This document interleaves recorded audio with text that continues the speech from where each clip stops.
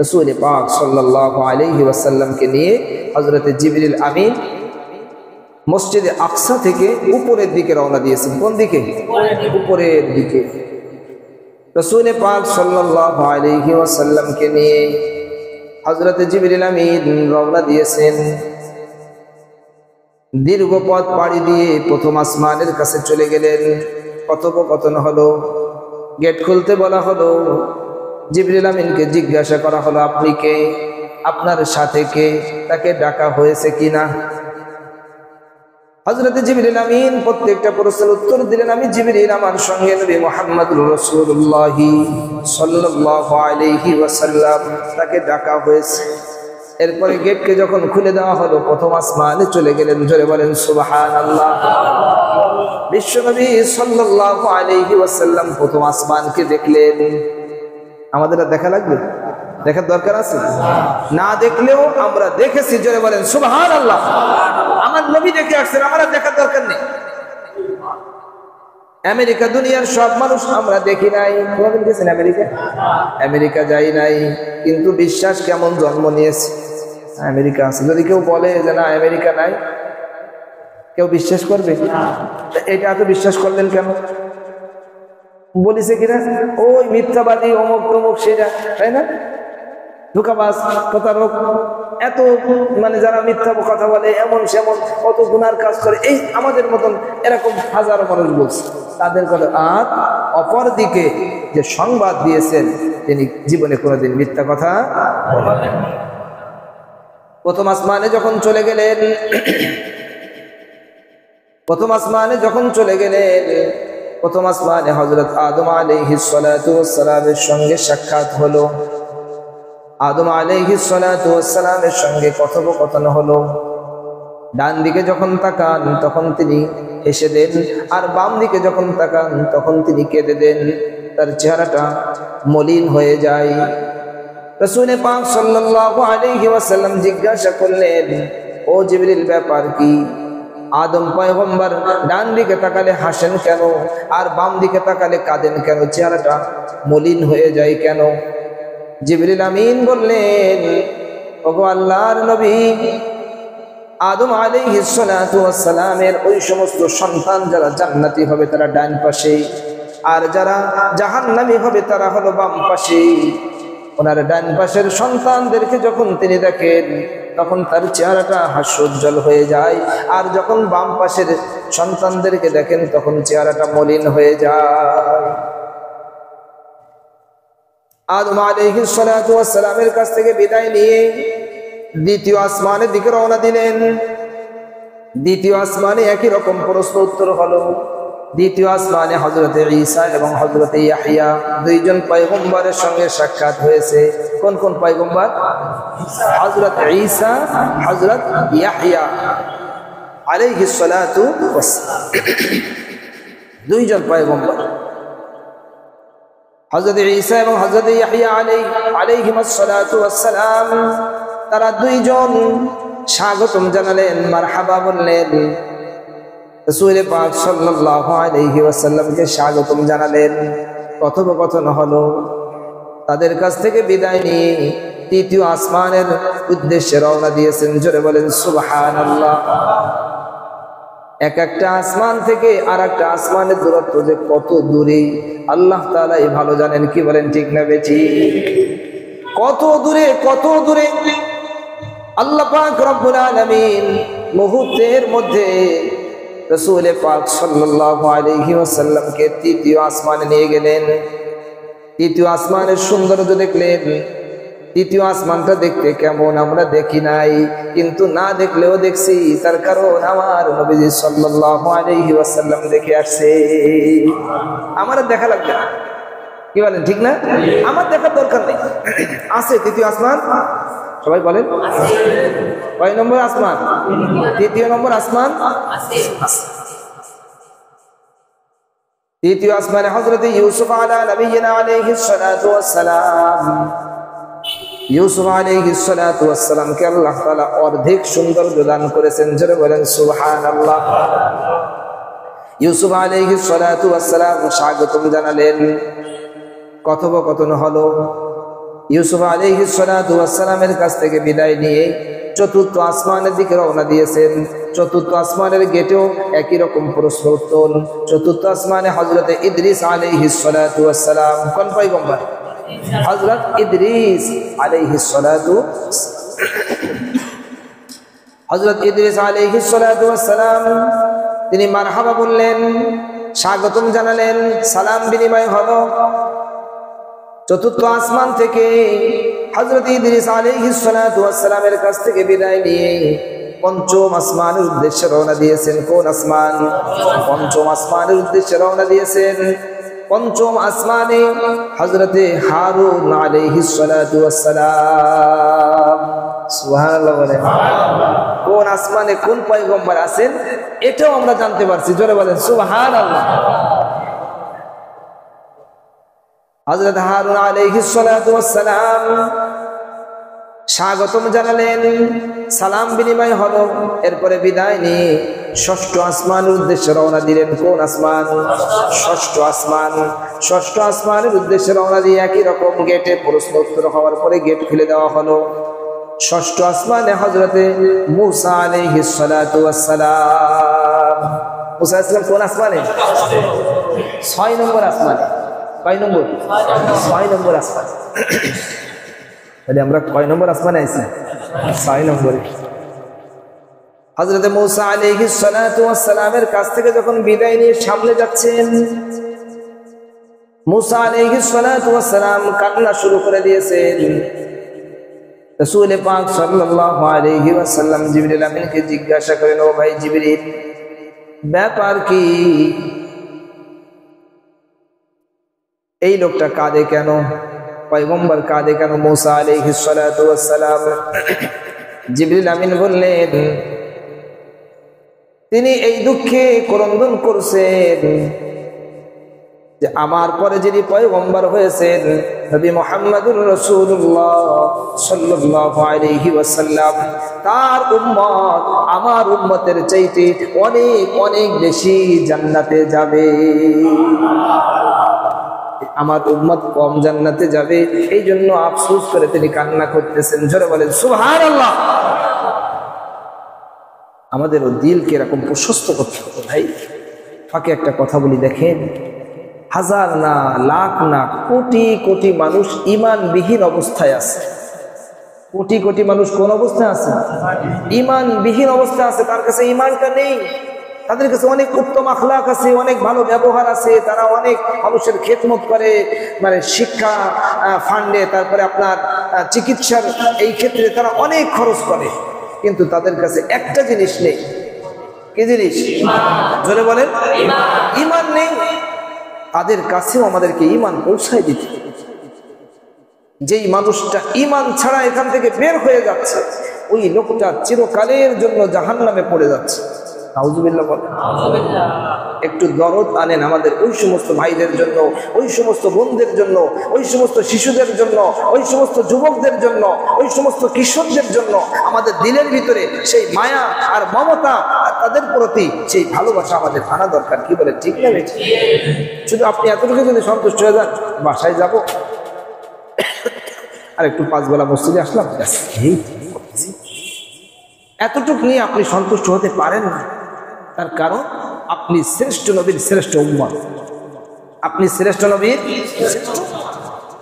আপনার অনেক দায়িত্ব, আপনার অনেক কাজ। যদি আপনি করতে চান, করারও জায়গা আছে, করারও সেই ক্ষেত্র আছে।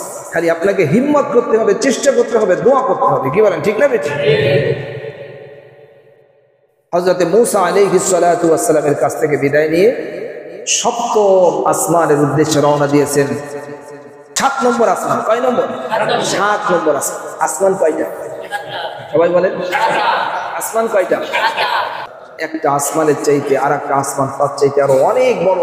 প্রথম আসমানের তুলনায় দ্বিতীয় আসমান অনেক বড়, দ্বিতীয় আসমানের তুলনায় তৃতীয় আসমান আরো বড়, তৃতীয় আসমানের তুলনায় চতুর্থ আসমান আরো বড়, চতুর্থ আসমানের তুলনায় পঞ্চম আসমান আরো বড়, পঞ্চম আসমানের তুলনায় ষষ্ঠ আসমান আরো বড়, ষষ্ঠ আসমানের তুলনায় সপ্তম আসমান আরো বড়। জোরে বলেন সুবহানাল্লাহ।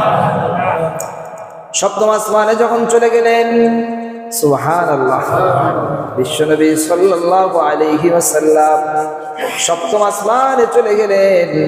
সপ্তম আসমানে হযরত ইব্রাহিম আলা নবিয়িনা আলাইহিস সালাতু ওয়াস সালামের সঙ্গে সাক্ষাৎ হয়ে গেল।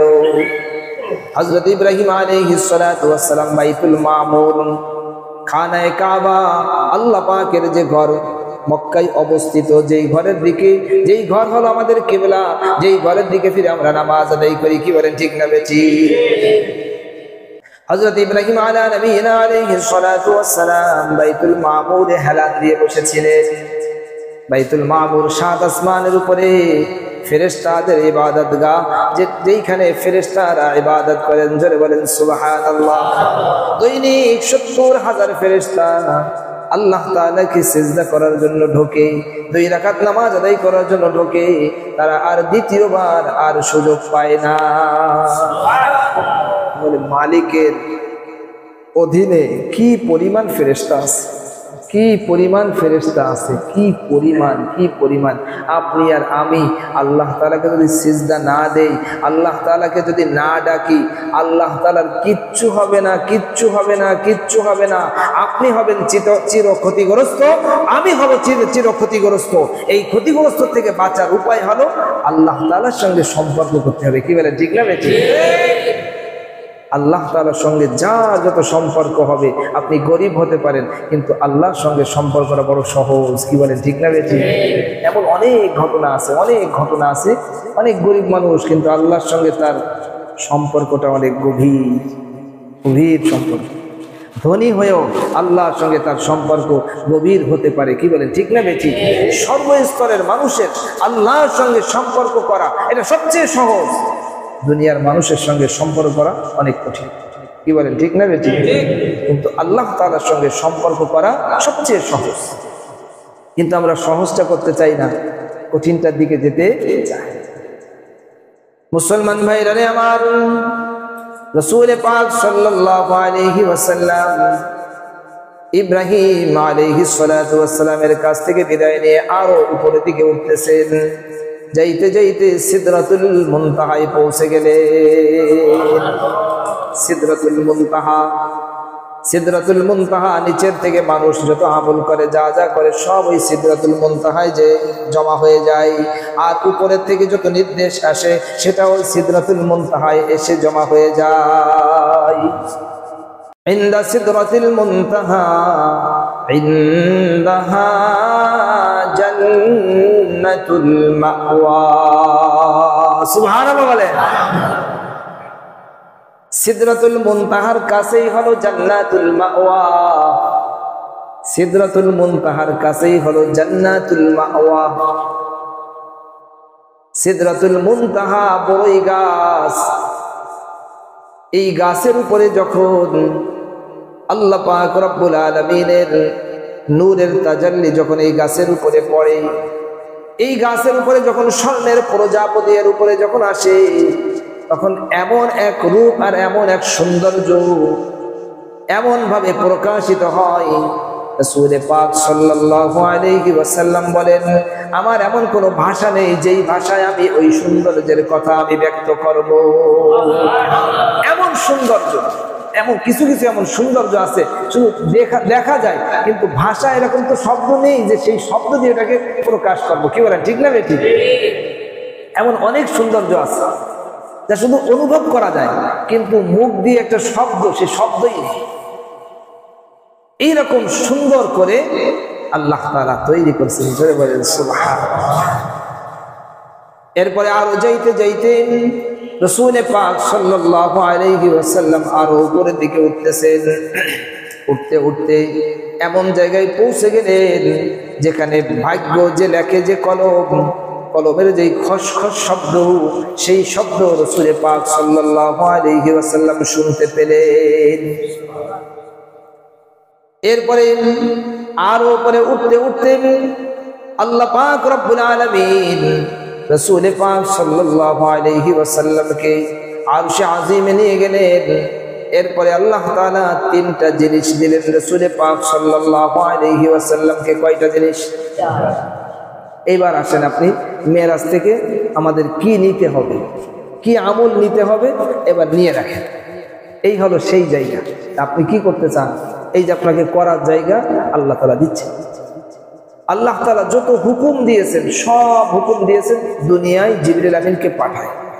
সবাই বলেন, সমস্ত হুকুম আল্লাহ তাআলা দিয়েছেন জিবরিল আমিনকে দুনিয়ায় পাঠায়।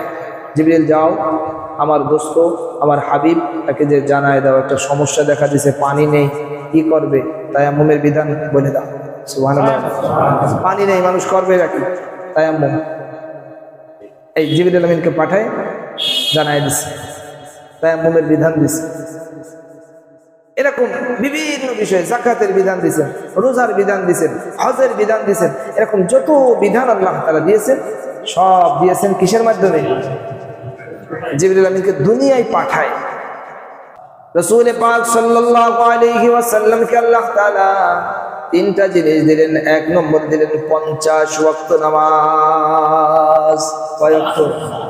আমার দোস্ত আমার হাবিব, আমি আপনাকে হাদিয়া দিচ্ছি, 50 বার আমার সঙ্গে সাক্ষাৎ করবেন, আপনিও সাক্ষাৎ করবেন, আপনার উম্মতদেরকে জানায় দিবেন তারাও আমার সঙ্গে যেন 50 বার ডেইলি আমার সঙ্গে সাক্ষাৎ করবে। জোরে বলেন সুবহানাল্লাহ।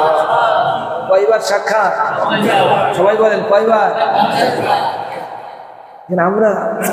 আমরা আসলে অনেক বোকা। আমরা সবাই বলেন, সবাই বলেন আমরা আসলে অনেক, মাঝে মাঝে চিন্তা করবে, আসলে আমরা অনেক বোকা। দুনিয়ার কোন প্রভাবশালী ব্যক্তি, বিশাল টাকা পয়সার মালিক, সে যদি আপনাদের বলে এই ভাই তুই ডেলি 2 বার আমার সাথে সাক্ষাৎ করে, কয়বার? আপনি কি 2 বার যাবেন? এখানে 10 বার ভাই ভাই এই ভাই খালি খালি দৌড়ানো শুরু করবে না, মানে ওই জায়গাতে মন নড়বে না। কি বলেন, ঠিক না বেঠিক? আর মালিক, কায়নাতের মালিক, আসমানের মালিক, জমিনের মালিক, সমস্ত ফুল কায়নাতের মালিক, জান্নাতের মালিক, জান্নাত তার হাতে। সুবহানাল্লাহ বলেন। জাহান্নামের মালিক, মানুষের সুখের মালিক, মানুষের দুঃখের মালিক, সন্তান দেওয়ার মালিক, বিবি দেওয়ার মালিক, যা কিছু আছে সব কিছু দেওয়ার যিনি মালিক, সেই মালিক বলছেন কয়বার সাক্ষাৎ? রাসূল পাক সাল্লাল্লাহু আলাইহি ওয়াসাল্লাম খুশি হয়ে গেছেন, 50 বার সাক্ষাৎ করবো। বোঝেননি কথাটা? খুশি হয়ে গেছেন 50 বার সাক্ষাৎ মালিকের সাথে। সুবহানাল্লাহ বলেন। যে যাকে চেনে সে তাকে কেনে, যে যাকে চেনে সে তাকে মূল্যায়ন করে। কি কথা বলেন না? রাসূল পাক সাল্লাল্লাহু আলাইহি ওয়াসাল্লামকে আল্লাহ তাআলা মেরাজ নিয়ে জান্নাত ঘুরায় দেখাইছে। কি ঘুরায় দেখাইছে? জান্নাত ঘুরায় ঘুরায় দেখাইছেন। এই যে জান্নাত, নামাজ পড়লে এরকম জান্নাত পাবে, রোজা রাখলে এরকম জান্নাত পাবে, হজ করলে এরকম পাবে, দান সদকা করলে এরকম পাবে, সব দেখায় দিয়েছেন। জোরে বলেন সুবহানাল্লাহ। জান্নাত আমরা দেখছি না দেখি নাই? দেখছি। জান্নাত কি দেখছি। কিভাবে দেখলাম? আমার নবী সাল্লাল্লাহু আলাইহি ওয়াসাল্লাম দেখছেন, আমার দেখা লাগবে। সুবহানাল্লাহ বলেন। অনেকে আবার ভুল বুঝবে, ব্যাখ্যাটা এইভাবে দিতে হবে। জান্নাত আমার দেখা লাগবে না, আমার নবী সাল্লাল্লাহু আলাইহি ওয়াসাল্লাম দেখে আসছেন। জান্নাতের কত বিবরণ আল্লাহ নবী সাল্লাল্লাহু আলাইহি ওয়াসাল্লাম দিয়েছেন। জান্নাতের পানি কেমন হবে, জান্নাতের মাটি কেমন হবে, জান্নাতের হুরগিলমান কেমন হবে, জান্নাতের গেট কেমন হবে, জান্নাতের গেটের সেই এক পাট থেকে আরেক পাট কত দূরত্ব হবে, রাসূল পাক সাল্লাল্লাহু আলাইহি ওয়াসাল্লাম সব বিবরণ দিয়েছেন। জোরে বলেন সুবহানাল্লাহ। জান্নাতের কথা মানুষ যদি শোনে, মানুষ জান্নাতের জন্য পাগল হয়ে যাবে। এই দুনিয়া আমি কি করব, এখানে তো আমার কোনো কাজ নাই, আমার তো জান্নাতে আমার সেই মূল বাড়ি, আমার আসল জায়গায় যাওয়া দরকার। কি বলেন, ঠিক না বেঠি? আসল জায়গায় যেতে হলে অনেক কষ্ট করা লাগে। কি বলেন, ঠিক না বেঠি? আসল জায়গায় পৌঁছানোর জন্য, আসল জিনিস পাওয়ার জন্য অনেক কষ্ট করা লাগে। কষ্ট ছাড়া এমনি এমনি পাওয়া যায় না। জান্নাতের এমন বিবরণ রাসূল পাক সাল্লাল্লাহু আলাইহি ওয়াসাল্লাম দিয়েছেন, এক হাদিসের ভিতরে আসছে। রাসূল পাক সাল্লাল্লাহু আলাইহি ওয়াসাল্লাম বলেন, মাউযিউ সাউতিন ফিল জান্নাহ খায়রুম মিনাদ দুনিয়া ওয়া মা ফিহা। জোরে বলেন সুবহানাল্লাহ। জান্নাতের ভিতরে একটা ছড়ি রাখার জায়গা, একটা লাঠি রাখার জায়গা, দুনিয়া আর দুনিয়ার ভিতরে যা কিছু আছে তার চাইতেও বেশি দামি। এমন জিনিস নাই যে আপনি ওজন দেবেন। একটা লাঠি রাখার জায়গা, দুনিয়া দুনিয়ার ভিতরে যা আছে তার চাইতে দাম। সুবহানাল্লাহ বলে। জান্নাতি হুররা তারা মাথার ভিতরে যে উড়না ব্যবহার করবে, কি ব্যবহার করবে? উড়না, একটা উড়না। নবীজি সাল্লাল্লাহু আলাইহি ওয়াসাল্লাম বলেন সেই উড়নাটা এত দামি, এত দামি, দুনিয়া আর দুনিয়ার ভিতরে যা আছে তার চাইতে। আপনি কোন পাল্লায় মাপবেন বলেন? একটা উড়না যদি এত দামি হয় তাহলে শাড়িটার দাম কত? সেই হীরা মণিমুক্তার দাম কত? সেই বিল্ডিং এর দাম কত? সেই গাছগাছালির দাম কত? সেই বাগানের দাম কত? সেই ঝর্ণার দাম কত? জোরে বলেন সুবহানাল্লাহ। সব মানুষের ভিতরে জান্নাতের লোক, জান্নাতের সেই আকর্ষণ সৃষ্টি করে দেওয়া দরকার। কি বলেন, ঠিক না বেঠিক? আমরা আমাদের সন্তানদেরকে এভাবে তৈরি করতেছি না, তাদের সামনে জান্নাতের এই কথাগুলো দিচ্ছি না, তাদের সামনে দিচ্ছি এই পথ ওই পথ করলি ওই চাকরিটা পাবি, ওই পাবি, এটা বাড়ি হবে, এই হবে, সে এটা হোক, কিন্তু তার সামনে মেইন থাকবে ওটা, এটা থাকবে আনুষঙ্গিক। সবাই বোঝেন না এই কথা? এই দুনিয়া থাকবে আনুষঙ্গিক, আর ওইটা থাকবে তার মেইন জিনিস, যেন তার হারায়। জাহান্নামও ঘুরায় ঘুরে আল্লাহ তাআলা দেখাইছে। জাহান্নামের সেই ভয়াবহ আযাব, জাহান্নামের সেই ভয়াবহ শাস্তি রাসূল পাক সাল্লাল্লাহু আলাইহি ওয়াসাল্লাম নিজে দেখে আসছে। দেখে এসে উম্মতকে বলছে, দেখো এরকম ভয়াবহ শাস্তি, ভয়াবহ শাস্তি, ভয়াবহ আযাব। সেখানে এমন ফেরেশতা আছে, ওদের ভিতরে কোনো মায়া নেই, মমতা নেই, একদম পাষাণ হৃদয়, পাষাণ হৃদয়। এই জন্য আমাদের কাজ মানুষের সামনে নিজেরাও বেশি বেশি জাহান্নামের আলোচনা করা, জাহান্নামের কথা মানুষের সামনে তুলে ধরা, যাতে মানুষ যেন জাহান্নাম থেকে বাঁচতে পারে আর মানুষ যেন জান্নাতে ঢুকতে পারে। রাসূল পাক সাল্লাল্লাহু আলাইহি ওয়াসাল্লাম 50 ওয়াক্ত নামাজ নিয়ে ফিরে আসতেছেন বড় খুশি খুশি। ষষ্ঠ আসমানে যখন আসলেন, হযরত মূসা আলাইহিস সালাতু ওয়াস সালামের সঙ্গে সাক্ষাৎ হলো। মূসা আলাইহিস সালাতু ওয়াস সালাম জিজ্ঞাসা করেন, আল্লাহ তাআলা আপনাকে কি হাদিয়া দিয়েছেন? রাসূল পাক সাল্লাল্লাহু আলাইহি ওয়াসাল্লাম বললেন, আল্লাহ তাআলা আমাকে আর আমার উম্মতকে 50 ওয়াক্ত নামাজ দিয়েছে। মূসা আলাইহিস সালাতু ওয়াস সালাম বললেন, ওগো আল্লাহর নবী, আপনি আল্লাহ পাকের কাছ থেকে কমায় নিয়ে আসেন, আপনার উম্মত 50 ওয়াক্ত নামাজ পড়তে পারবে না। তার কারণ আমি আমার উম্মতের ক্ষেত্রে আমি অভিজ্ঞতা সম্পন্ন ব্যক্তি, আমার উম্মত নিয়ে চলছি বনি ইসরাইল। আমি যদি ডাইনে যাইতে কই তাহলে ওরা চলে যায় ভাই,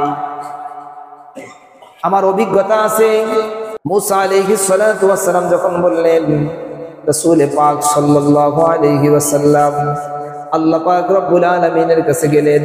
যাওয়ার পরে বললেন, রব্বুল আলামিন, আমার উম্মত তো বিভিন্ন কাজে কর্মে, এটা আমি নিজের থেকে বলতেছি, এটা আমি নিজের থেকে বলছি, আমার উম্মত তো বিভিন্ন কাজে কর্মে থাকবে সারাদিন, এ কাজ ও কাজ, এটা করে পরে 50 বার মানে তো বুঝেন কথাটা? তার মানে কি 24 ঘন্টা যদি 50 বার যদি দেখা করতে আসা লাগতো, তাহলে কয় মিনিট পর পর আসা লাগতো? হিসাব করে দেখেন তো এক সময়।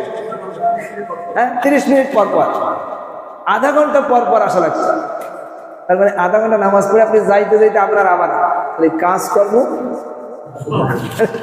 রিক্সা চালক, রিক্সা একটু যাই আবার আজান দিচ্ছে। আসো, আমাদের তো সুবিধা হতো, মোহাম্মদ সাহেব তো এখানে থাকবে আর আজান দেবে, বাড়ি যাওয়া লাগবে।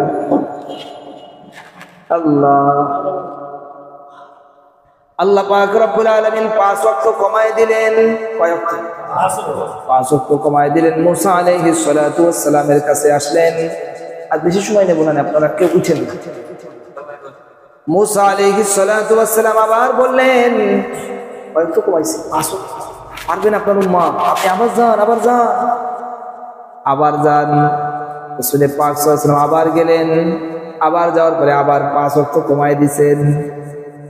দেখেন, আল্লাহ তাআলা তো ইচ্ছা করলে প্রথমেই কিন্তু এটা কমায় দিতে পারতেন, কিন্তু বন্ধুর যে একটা সাক্ষাৎ, এই যে মহাব্বত, এই যে ভালোবাসা, এটা একটা অন্য জিনিস। কি বলেন, ঠিক না? বারবার আসলেই ভালো লাগে, বারবার আসলে যে যাকে ভালোবাসে তার কাছে একটু ঘুরে ফিরে আসলেই ভালো লাগে। কি বলেন, ঠিক না? রাসূল পাক সাল্লাল্লাহু আলাইহি ওয়াসাল্লাম এত সুন্দর মানুষ, আল্লাহ তাআলা এত সৌন্দর্য দান করেছেন। যত সৌন্দর্য আছে সমস্ত সৌন্দর্য আল্লাহ তাআলা রাসূল পাক সাল্লাল্লাহু আলাইহি ওয়াসাল্লামের ভিতরে ঢেলে দিয়েছে। কোনো সৌন্দর্য বাকি নেই। জোরে বলেন সুবহানাল্লাহ। এত সুন্দর নবী আমাদের নবী, এত সুন্দর নবী আমাদের নবী। জোরে বলেন সুবহানাল্লাহ। মুখ ফুলায় ফুলায় বলবেন, শুধু বলবেন না, নবীর আদর্শে আদর্শবান হবেন। রাসূল পাক সাল্লাল্লাহু আলাইহি ওয়াসাল্লামকে আবার 5 ওয়াক্ত কমায় দেওয়া হলো। এভাবে বারবার আসা যাওয়া চলতেছে। একবার আসেন, আবার যান, আবার আসেন, আবার যান। 5 করে কমতেছে। এভাবে 9 বার। কয়বার হলো? 5 9 45। 45 কমে গেছে। আছে কত? সবাই বলেন, একটা হাত দিয়ে দেখান তো। এরকম একটা উদ্দেশ্য। হাত রাখেন, এরকম। কয়েক তো আছে, কয়েক তো ছিল কত? সবাই বলেন, ছিল কত? আছে কত? 5। আল্লাহ আল্লাহ। এই সাক্ষাৎটা কার সাথে? সাক্ষাৎটা কার সাথে? ভাই এই কথা কি বুঝো? 5 ওয়াক্ত মানে 5 বার মালিকের সঙ্গে মোলাকাত। 5 বার মালিকের সঙ্গে মোলাকাত, 5 বার মালিকের সঙ্গে কথা বলার সুযোগ। এটা কি কোনো সহজ জিনিস না? অনেক কঠিন ব্যাপার, অনেক বড় ব্যাপার, অনেক বড় জিনিস। কি বলেন, ঠিক না? ঠিক। তখন গায়েবী আওয়াজ আসলো, আমার দোস্ত, আমার হাবিব, আপনার উম্মতদেরকে জানায় দিয়ে, আমি যেটা বলি আমি মালিক, আমার কথার কোনো রদ বদল হয় না, আমার কথার কোনো রদ বদল হয় না। আমি যেটা বলি সেটাই। আমি 50 দিয়েছি, 50 তো ঠিকই আছে, কিন্তু আপনার উম্মতদেরকে জানাই দিন, ওরা যদি কষ্ট ক্লেশ করে 5টা বার যদি আমার সঙ্গে সাক্ষাৎ করতে পারে, আমি শুধু 5 দেব না, আমি 50-এর সওয়াব দিব। 50-এর সাথে আবার 27 যোগ হবে। জামাতের সাথে নামাজ আদায় করলে 27, তাহলে 50-এর সাথে 27 যোগ করলি, গুণ করলি, কোথায় চলে যাবে? জোরে বলেন সুবহানাল্লাহ। তাহলে 5 ওয়াক্ত নামাজ পড়া দরকার আছে না নেই? নামাজ মানে কি? আল্লাহ তাআলার সঙ্গে কথোপকথন, আল্লাহ তাআলার সঙ্গে সাক্ষাৎ, আল্লাহ তাআলার সঙ্গে কেমন যেন মোলাকাত। জোরে বলেন সুবহানাল্লাহ। তাহলে 5 ওয়াক্ত নামাজ কি ছাড়া যাবে? বলেন। আর যারা ছাড়তেছে তাদেরকে বোঝানোর দরকার আছে না নেই? তাদেরকে কঠিনভাবে বলতে হবে। দেখেন, আমাদের আরো কঠিন হয়ে যাওয়া দরকার আল্লাহ তাআলার হুকুমের ব্যাপারে। বাসা বাড়ি ভাড়া দেওয়ার ক্ষেত্রে, দোকান ভাড়া দেওয়ার ক্ষেত্রে, এই তুমি আমার বাসায় থাকবে, নামাজ কি পড়ো না? তাহলে তাই হবে না। নামাজ যদি পড়ো তাহলে আসো, বাসায় থাকো, আরো 200 কমাই দেবো, বাসা ভাড়া 200 কমাই দিচ্ছি, থাকো। আর নামাজ না পড়লি আরো 1000 বেশি দিবা। কথা কয় না? আমাদের যার যার যেটুকু ক্ষমতা আছে সেই ক্ষমতা প্রয়োগ করবো কার জন্য? আল্লাহর জন্য। এই যে ক্ষমতাটা প্রয়োগ করা হলো, এটা কি ওই লোকের ভালো হলো না খারাপ হলো? ভালো না? এই তো ওষুধ কি খেতে চাই বাচ্চারা? সবাই কন। যাদের ছোট বাচ্চা কাচ্চা হয়েছে, এখন নাই বড় হয়ে গেছে, বা যাদের ছোট আছে, একটু অসুস্থ হয়েছে, বাচ্চা তো তিতোটা খেতেই চায় না, ঠাইসে ধরে মুখ চাইতে ধরে মা বাপ ঠেলে ঠেলে খাওয়ায় না? এই যে ও তো চিল্লাচ্ছে একদম, মানে এক এলাকার মানুষকে জমা করে মতন এমন চিৎকার মারতেছে, কিন্তু তারপরেও কি মা বাপ ছেড়ে দেয়? তাই মা বাপ জুলুম করতেছে না? কথা কয় না? বরং এর জন্য এটা করাটাই সঠিক। একে চাইতে ধরে খাওয়াইতে হবে। এখন ও একটু পরে সুস্থ হয়ে যাবে। ও তো আর এটা বোঝে না। যারা আজকে নামাজ পড়ে না, দিন মানতেছে না, তাদেরকে কঠিনভাবে চাইতে ধরতে হবে। কথা বলে না? কঠিনভাবে যদি আপনি চাইতে ধরেন, প্রথম তার একটু খারাপ লাগবে, কিন্তু যখন সে নামাজে দাঁড়ায় যাবে, তখন সে পিছনের দিনের কথা মনে করবে, এই তুই আমার আরো আগে বললি না কেন? তুমি যদি আমাকে আরো আগে বলতা, আমি আরো 10 বছর আগে নামাজি হতাম। কি বলেন, ঠিক না? এমন অনেক আল্লাহর বান্দারা এখন কাঁদে, আহা, আমাকে যদি আরো 5 বছর আগে যদি কেউ বলতো, ইস, ওই যে 5টা বছর নামাজ পড়তে পারি নাই, আহা, ওই যে 1 বছর নামাজ পড়তে পারি নাই, ওই যে 3 মাস নামাজ পড়তে পারি নাই, ওই সময় যদি আমাকে কেউ যদি একটু যদি চাইতে ধরতো, তাহলে তো আজকে আমি নামাজই না। কি বলেন, ঠিক না? ঠিক। এমন আফসোস আছে না নেই? আছেই আছে। এই জন্য ভাই কথা বলা দরকার, একটু হিম্মত করে। আমি প্রথমে যখন বয়ানে বসছি বারবার চেহারা ঘুরাইতেছিলাম, খেয়াল করছেন আপনারা? আমি একজনকে খুঁজতেছিলাম। আসরের পরে আমরা 2 জন যুবককে দাওয়াত দিয়েছিলাম, এখানে দেখা হয়েছে যে তোমরা মসজিদে আসো, আজকে তো আলোচনা হবে। একজনে দেখলাম যে ঈশার নামাজ সে আদায় করছে। সুবহানাল্লাহ বলেন। আহ্বান করা দরকার। তাকে দেখতেছিলাম যে সে বয়ানে আছে কিনা, দেখুন বয়ানে নেই, বয়ানে থাকুক বা না থাকুক, ঈশার নামাজ তো পড়ছে। এটা কম কিসের? 1 ওয়াক্ত নামাজ তো পড়াই দিতে পারবো। কি কথা বলেন না? এভাবে হিম্মত করা দরকার। আমরা একজন দায়িত্ব 10 জনের দায়িত্ব নিতে পারবো না? আপনি 10 জন মানুষের দায়িত্ব নেন, ঘুরে ফিরে 10 জনকে আপনি টার্গেট, ওকে আমি মসজিদমুখী করবো, মসজিদে আমি আনবো। একটু হিম্মত করা যাবে না ইনশাআল্লাহ? রাসূল পাক সাল্লাল্লাহু আলাইহি ওয়াসাল্লাম 5 ওয়াক্ত নামাজ 50 তো কমায় দিয়ে আছে মাত্র 5, কিন্তু আল্লাহ তাআলা বলেছেন আপনার উম্মতদেরকে জানাই দিন 5 ওয়াক্ত নামাজ পড়বে, কিন্তু সওয়াব দেওয়ার ক্ষেত্রে, পুরস্কার দেওয়ার ক্ষেত্রে, তাদের সুযোগ আর সুবিধা দেওয়ার ক্ষেত্রে আমি 5 দেব না, আমি 50-টাই দেব। এই হলো 1 নম্বর জিনিস। দ্বিতীয় নম্বর, সূরা বাকারার শেষ 2 আয়াত, সূরা বাকারার শেষ 2 আয়াত, এইখানে যে বিষয়বস্তু, এই সূরা বাকারার শেষ 2 আয়াত আপনারা মুখস্থ করবেন। সূরা বাকারা বেশি বড় না, অল্প অল্প করে বাংলাও যদি লিখে নিয়ে পকেটে রাখবেন, বাইর করবেন, পড়বেন, পড়তে পড়তে মুখস্থ হয়ে যাবে ইনশাআল্লাহ। রাতের বেলা যদি কেউ এই 2টা আয়াত রাতের বেলা যদি পাঠ করে, আর কোনো আমল করলো না, তার জন্য যথেষ্ট, তার জন্য যথেষ্ট। তাহাজ্জুদের স্থলাভিষিক্ত হয়ে যাবে। এইরকম পাওয়ার এই 2টা আয়াতকে আরশে আজিমের নিচের থেকে, আরশে আজিমের নিচের থেকে রাসূল পাক সাল্লাল্লাহু আলাইহি ওয়াসাল্লামকে দেওয়া হয়েছে। জোরে বলেন সুবহানাল্লাহ। আর 3 নম্বর হলো, যেই মানুষটা আল্লাহর নবী সাল্লাল্লাহু আলাইহি ওয়াসাল্লামের উম্মত, যে শিরিক মুক্ত অবস্থায় দুনিয়া থেকে বিদায় নেবে, শিরিক করিনি কিন্তু অন্যান্য গুনাহ করছে, আল্লাহ পাক রব্বুল আলামিন তার জন্য ক্ষমার ঘোষণা। তার জন্য কিসের ঘোষণা? চিরস্থায়ী জাহান্নামে সে যাবে। কি জাহান্নামে যাবে না? চিরস্থায়ী জাহান্নামে যাবে। কাফের বেদিন চিরকাল জাহান্নামে থাকবে, কাফের বেদিন চিরকাল জাহান্নামে থাকবে। কিন্তু একজন মুমিন মুসলমান, তার গুনাহ খাতা থাকলে যদি আল্লাহ তাআলা মনে করেন এর কিছু শাস্তি দেওয়া দরকার, কিছুদিন জাহান্নামে রাখবে, শাস্তি মাস্তি দেবে, এরপরে আবার আল্লাহ তাআলা উঠায় এনে জান্নাতের ভিতরে ঢুকায় দেবেন। জোরে বলেন সুবহানাল্লাহ।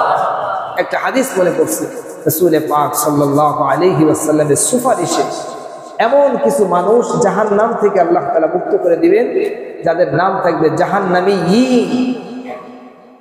জান্নাতের ভিতরে তারা ঢুকবে আল্লাহর নবী সাল্লাল্লাহু আলাইহি ওয়াসাল্লামের সুপারিশে, আল্লাহর নবী সাল্লাল্লাহু আলাইহি ওয়াসাল্লামের সুপারিশে তারা জান্নাতের ভিতরে ঢুকবে, কিন্তু তাদের নাম থাকবে জাহান্নামীয়িন। এরা ছিল জাহান্নামী, কিন্তু নবী সাল্লাল্লাহু আলাইহি ওয়াসাল্লামের সুপারিশে এরা জান্নাতে আসছে। সুবহানাল্লাহ, কত বড় নবী আমরা পেয়েছি। রাসূল পাক সাল্লাল্লাহু আলাইহি ওয়াসাল্লাম রাতের বেলায় আবার ফিরে আসলেন মসজিদে আকসায়। আসার পরে সেখান থেকে যখন মক্কায় চলে আসছেন, রাতের অল্প সময়ের ভিতরেই আল্লাহর নবী সাল্লাল্লাহু আলাইহি ওয়াসাল্লাম কাবা শরীফের পাশে বসে ভাবতেছেন, এমনি তো আবু জাহেল উতবা সাহেব আমারে পাগল বলে, আবার যদি আমি বলি এই রাতের বেলা অল্প সময়ের ভিতরে আমি মসজিদে আকসায় গেছি, তারপরে সেখান থেকে 7 আসমান ঘুরে, জান্নাত জাহান্নাম ঘুরে, সব জায়গা ঘুরে ফিরে আবার চলে আসছি, তাহলে আমাকে যে এখন ওরা যে কি বলবে আল্লাহ তাআলা ছাড়া আর কেউ জানে না। নবী সাল্লাল্লাহু আলাইহি ওয়াসাল্লাম চিন্তা করতেছে। মানুষ যখন চিন্তা করে দেখবেন চেহারার ভিতরে একটা ভাঁজ পড়ে যায়, একটা ছাপ পড়ে যায়। ইতিমধ্যে আবু জাহেল উতবা সাহেব এরকম কাফেররা ওখান থেকেই যাচ্ছে। দেখলেই তো দেখবেন যে কিছু মানুষ আছে সমাজে, আলেমুল আমাদের দেখলে ওটা চিটকিরি করতে একটু ভালো লাগে। কি বলে যে আস না, এরকম আছে নাকি? দাড়িওয়ালা মানুষ, টুপিওয়ালা মানুষ দেখবে এটা কিছু কবে, এরকমও কিছু মানুষ আছে। এদেরকে আল্লাহ তাআলা হেফাজত করে, এদের থেকে আমাদের সকলকে আল্লাহ তাআলা হেফাজত করে। এটা ভালো না? আবু জাহেল বলতেছে, কি ভাতিজা আবার নতুন কিছু আসছে নাকি? আবার নতুন কিছু? হ্যাঁ। কি?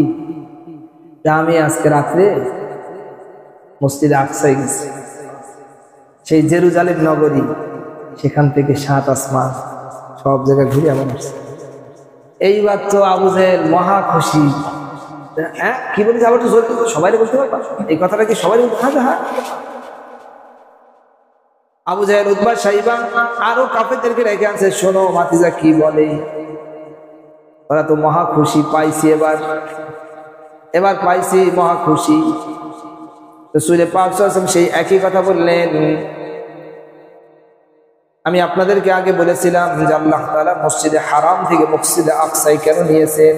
তার কারণ হলো আবু জাহেল, উতবা, সাইবা ওরা মসজিদে আকসায় গেছে, কিন্তু ওরা তো আর উপরে যায়নি, তাই ওখানের জন্য একটা সাক্ষী হবে। এইবার আবু জাহেল, উতবা, সাইবা ওরা প্রশ্ন করা শুরু করছে, আচ্ছা তুমি যে মসজিদে আকসায় গেছো, বলো তো গেটটা কেমন, কয়টা তার জানালা আছে, কয়টা ফ্যান আছে, ওইখানে সেই মানে যে ইমারত মসজিদটা দেখতে কেমন, তার কারুকার্য কেমন, কয়টা কাতার আছে, বিভিন্ন প্রশ্ন। এখন একজন মানুষ ঢুকছে, আমি মনে করেন প্রথমে মসজিদে আসছি, আমি কি ঘুরে মারাইছি না কয়টা জানালা আছে, কয়টা ফ্যান আছে, কয়টা লাইট আছে, কয়টা মানে কারুকার্য কেমন, এসব কিছু যে কেউ দেখে? আসছে সরাসরি এসে এখানে বসে হয়তো দুটো কথা বলে চলে যায়। কি বলেন, ঠিক না? ঠিক। রাসূল পাক সাল্লাল্লাহু আলাইহি ওয়াসাল্লাম বলেন, আমি খুব চিন্তার ভিতরে পড়ে গেলাম, কিন্তু মালিক তো একজন আছেন, সব অবস্থা দেখেন কি দেখেন না? মালিক সঙ্গে সঙ্গে আমার সামনে বাইতুল মুকদ্দাসকে আল্লাহ তাআলা তুলে ধরছে। আমি বাইতুল মুকদ্দাস দেখে দেখে আমার সামনে বিভিন্ন সাইড ঘুরায় ধরা হচ্ছে। খুব খেয়াল করেন, ভিতরের সাইড ঘুরায় ধরা হচ্ছে। আমি গুনে গুনে বলে দিচ্ছি, 1 2 3, 3টা এসি আছে, কথার কথা, ফ্যান আছে, সামনের দিকে 3টা, পিছনের দিকে 3টা, আর যে ঘড়ি আছে 1টা 2টা 3টা, কালার হলো সোনালী, রূপালী, বিভিন্ন কালারের সব অবস্থা।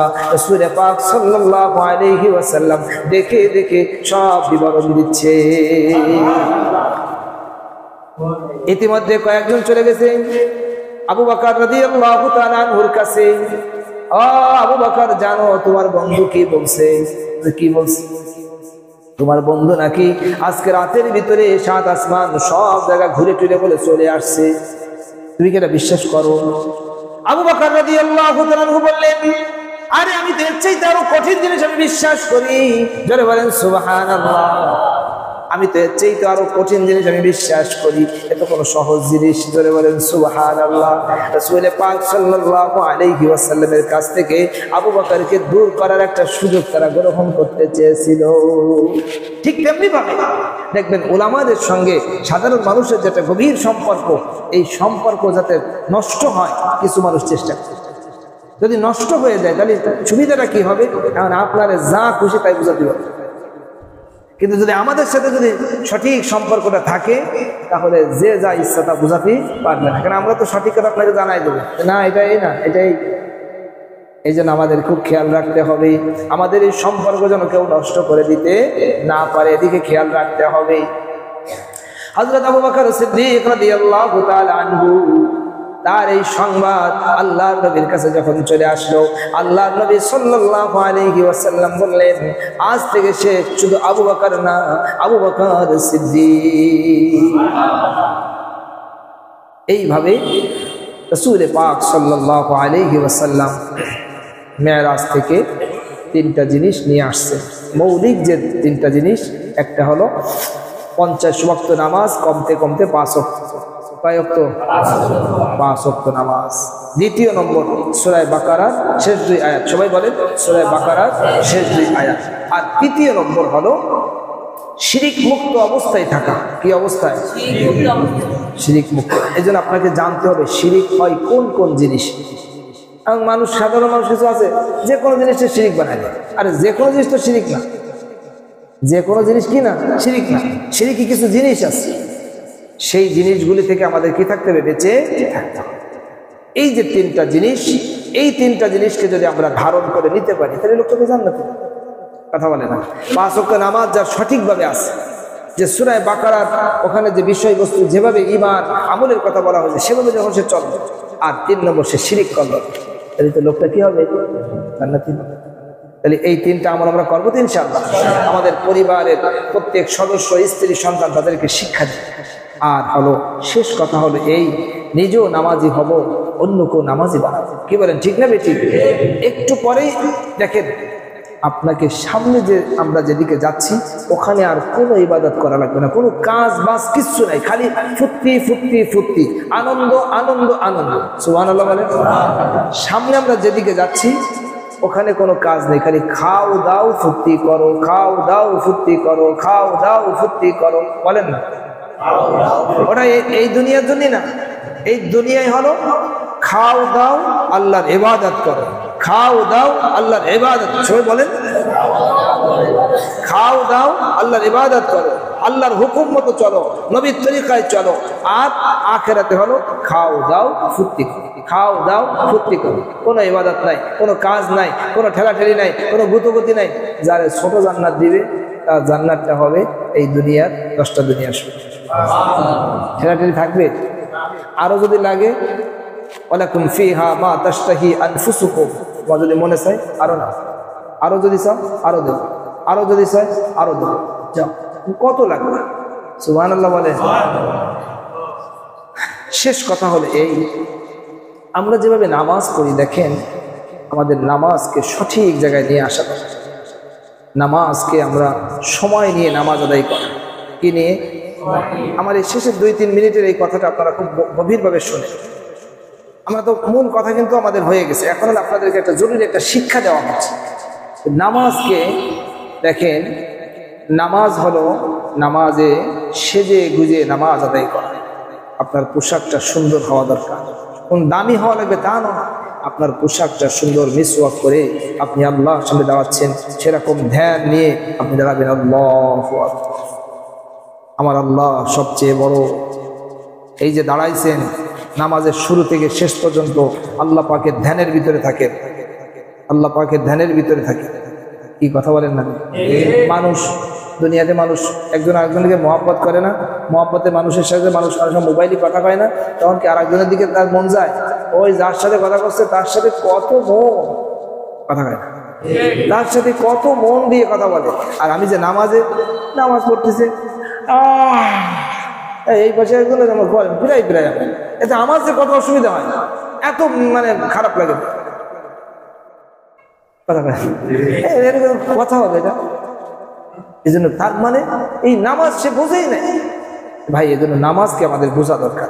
নামাজের প্রথম থেকে যে ধ্যান, আপনার একটা সময় আর একটা সময় আপনাদেরকে আমি নামাজ দাঁড়ানো, তারপরে রুকু সিজদা, এই সময় এটা আমি ইনশাল্লাহ আপনাদেরকে আর একটা সময় দেখাই দিই। নামাজের শুরু থেকে শেষ পর্যন্ত এই একদম শুরু করলেন, এরপরে ছানাটা সুন্দরভাবে পাঠ করা, তরজমাকে সামনে রাখা। সুবহানাকাল্লাহুম্মা ওয়া বিহামদিকা ওয়া তাবারাকা ইসমুকা ওয়া তাআলা জাদ্দুকা ওয়া লা ইলাহা গায়রুক। আল্লাহর সঙ্গে আপনার আল্লাহ তাআলার সঙ্গে আপনার কথোপকথন শুরু হয়েছে। এরপরে সূরা ফাতিহা তিলাওয়াত কি বলতেছেন?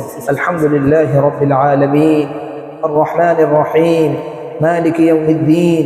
প্রত্যেকটা বলবেন আর আপনি বসবেন, প্রত্যেকটা বলবেন আর আপনি বসবেন, প্রত্যেকটা বলবেন আর আপনি বসবেন। এই নামাজ কথা বলে, এই নামাজে অ্যাকশন আসবে, কথা বলে না।